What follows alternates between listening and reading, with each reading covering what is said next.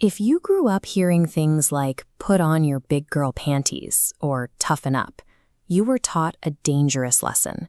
You were told that negative emotions are something to be suppressed, locked down, and shoved away.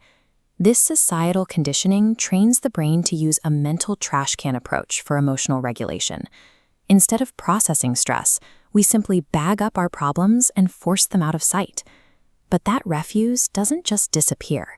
You carry that heavy, unresolved weight with you into every room, every relationship, and every decision you make. People dealing with depression often pour all their energy into simply trying not to feel bad.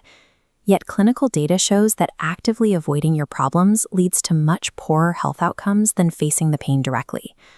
Our default instinct is to protect ourselves by hiding from stress, but relying on that exact defense mechanism guarantees long-term suffering.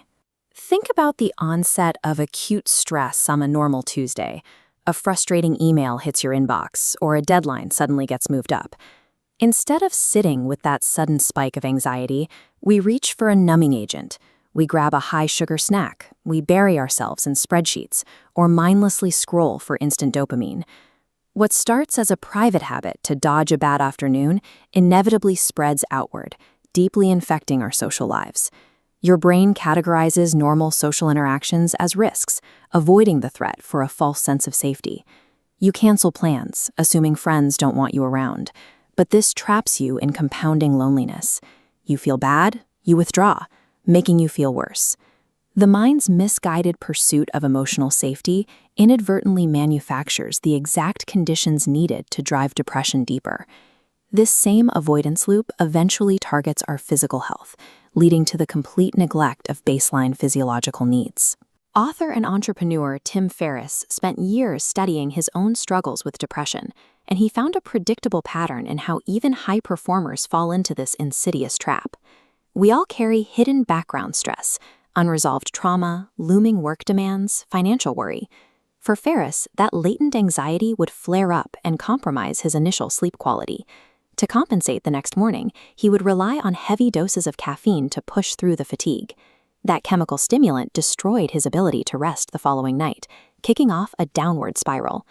This chart shows exactly how that cycle compounds over time. After minor dips early in the week, hitting day 4 of compromised sleep acts as a critical threshold where severe depressive symptoms reliably emerge. Chronic stress erodes mental resilience. Safeguarding your sleep and exercise routines is a necessary countermeasure to the toll this pressure takes on your mind. Ignoring basic biological maintenance leaves the brain without the physical stability required for psychological recovery to take hold. Knowing all of this doesn't automatically make getting out of bed any easier.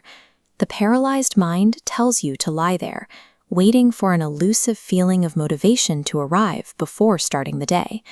But waiting to feel ready is a massive trap. Motivation is a byproduct of action. It is never the prerequisite for it. This principle is the engine behind behavioral activation, a clinically proven treatment framework designed specifically to break the isolation and sleep loops. The mechanics are remarkably rigid. You force yourself to take small, highly specific physical steps, like walking outside for 5 minutes or washing a single dish, despite having absolutely zero desire to execute them. Passively waiting to feel better guarantees you stay stuck. Moving your body first forces your brain to generate the momentum you were waiting for. You have to make the deliberate choice to embrace friction over comfort, planting the first step of recovery.